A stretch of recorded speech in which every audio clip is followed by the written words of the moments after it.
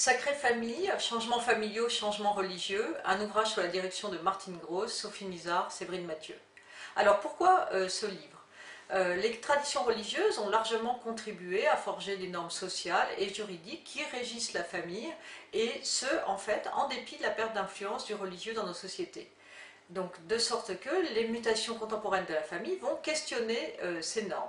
Ce livre, Sacrée Famille, prend acte de ces transformations, celles qui interrogent les modèles normatifs, juridiques, religieux ou politiques, ainsi que les représentations sociales, les pratiques religieuses et le fonctionnement des institutions. Ces transformations, par quoi se caractérisent-elles? Elles se caractérisent par la pluralisation des formes conjugales et familiales, par exemple les couples mixtes, les familles adoptives, les familles recomposées, les familles monoparentales ou encore les familles homoparentales. En outre, l'insémination artificielle avec don, la fécondation in vitro, les dons de gamètes, toutes les avancées scientifiques en matière de procréation ajoutent à cette pluralisation. Alors, comment avons-nous conçu ce livre? Quelle est l'originalité de son approche? Ce livre réunit des chercheurs en sciences sociales et humaines, par exemple Maurice Godelier, Irène Théry, Ruben Auchien, mais aussi des chercheurs internationaux qui vont travailler ici au croisement du religieux, du genre, de la sexualité, de la famille et de leur reconfiguration. Les textes ont par exemple abordé le statut de l'embryon dans le monde chrétien, la célébration de la Saint-Valentin en contexte musulman ou le recours à l'assistance médicale à la procréation en Israël. Toutes ces analyses nous permettent de comprendre comment les individus, les institutions religieuses et les autres acteurs sociaux, qu'il s'agisse d'acteurs politiques, juridiques, médiatiques ou médicaux, agissent et interagissent.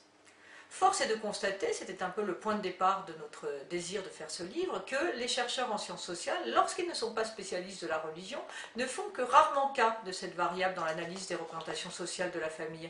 Donc c'est l'originalité de ce livre que de prendre en compte cette dimension religieuse. Quel est le lien avec l'actualité générale?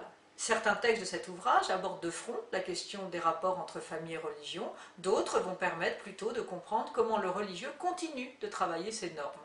En outre, la référence récurrente à la nature, dans le droit, dans les pratiques, les imaginaires collectifs, relève, nous semble-t-il, de ce qu'on pourrait qualifier de sacralisation des liens biologiques. À cet égard, la référence au biologique et le discours religieux puisent au même réservoir de sens. C'est cette dimension symbolique que nous donnons ici à penser. De sorte qu'en dépit des mutations contemporaines de la famille, en dépit du développement des nouvelles techniques de procréation, la dissociation entre filiation et engendrement n'est encore pas complètement rentrée dans les représentations sociales. En témoigne le tout récent statu quo sur lequel a débouché la révision des lois de bioéthique en 2011, notamment en maintenant l'anonymat des dons de gamètes, l'interdit du recours à la gestation pour autrui et l'accès à l'assistance médicale à la procréation aux seuls couples hétérosexuels. À qui s'adresse ce livre? Ce travail collectif, novateur, est un complément indispensable des études de la parenté contemporaine.